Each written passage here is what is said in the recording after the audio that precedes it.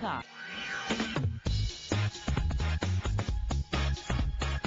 Magandang hapon po sa inyo. Thank you for sharing your afternoon with us on Kababayan Today, where regularly we also have real estate updates for you. This real estate buzz segment is brought to you by McLeod & Associates, a full-service real estate and mortgage firm. It's not about the number of homes we sell, it's about the difference we make in people's lives.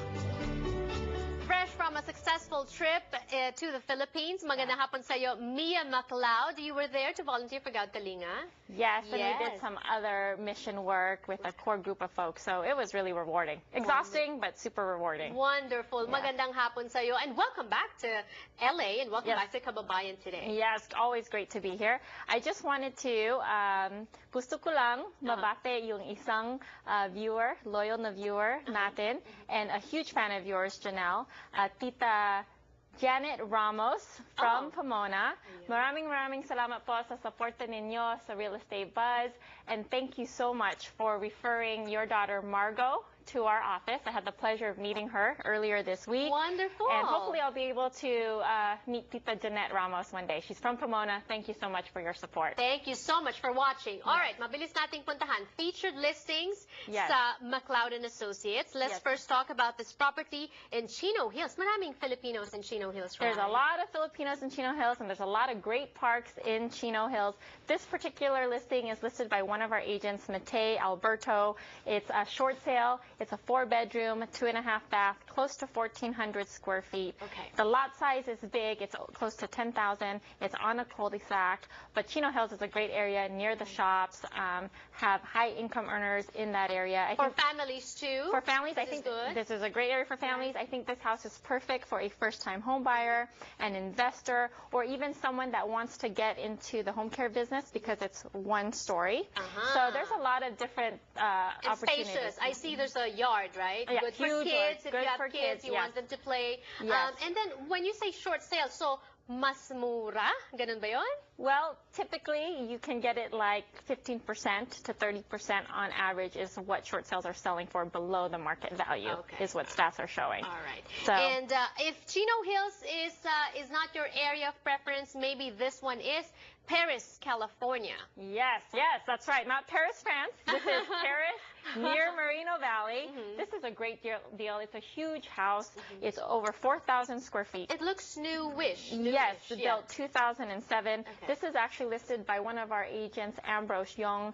It's a standard sale. Again, very big property. And price per square foot is under $100. Wow. Where can you get that? So how many beds and how many baths? 5 beds.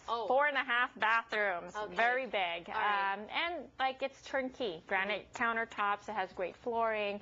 You won't have to do anything. You can just move right in. And this is perfect for same first-time home buyers or move-up buyers because it's very big. And it is less than $100 per square foot. So could be good for investors too. And affordable. Yeah. All right. Okay. Now, if you want to ask about those listings, open houses, you want to see those listings, that's the number to call on the screen. And you have more listings as well, right? Yes, we do. Associates. Now, let's go to questions. You talked about a viewer calling you, saying hi to them. We also have other viewers calling us for more questions for you.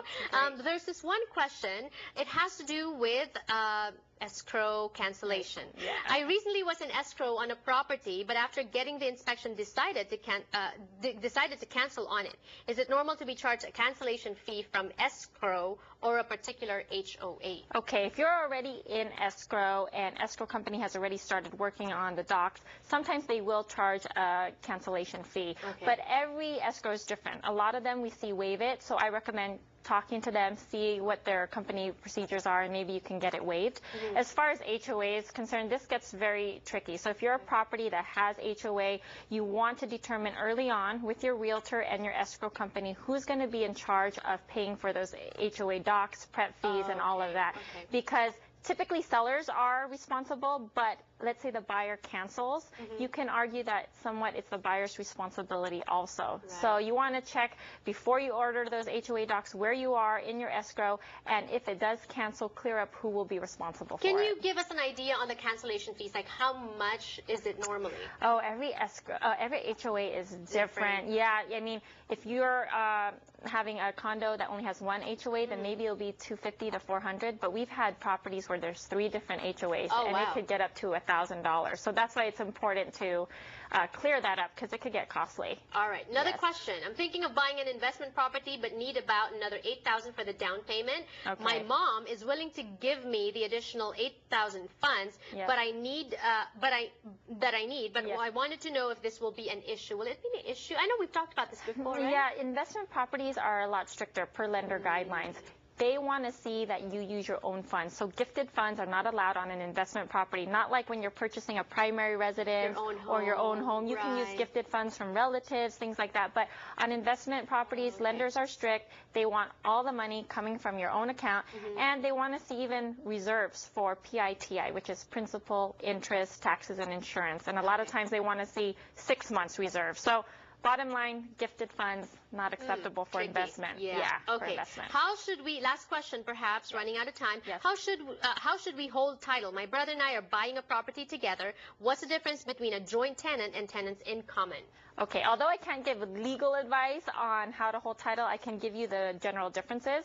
Joint tenants is equal ownership interest, and if one of the people on title pass away, then the interest will automatically go to the surviving owner. Okay. So that's the right of survivorship. Whereas tenants in common it could be held unequal ownership interest, and it doesn't automatically go to the surviving. Owner. Yeah, it could go to their heirs. So you'll see joint tenants, a lot of husband and wives will hold title as joint tenants, but you'll see maybe 2 brothers or 2 sisters that buy property. They'll go like tenants in common. That way, if they want to give it to their kids, if something happens, it can go on to the heirs. That makes sense. Yeah. Yes. Explaining difficult terms and situations for us when it comes to real estate. Mia McLeod of McLeod and Associates. Thank you. More power to you. Thank you. Great being here. For your more information, that's the number to call on the screen. We'll be back with Entertainment Report when we return on the show. Don't go away.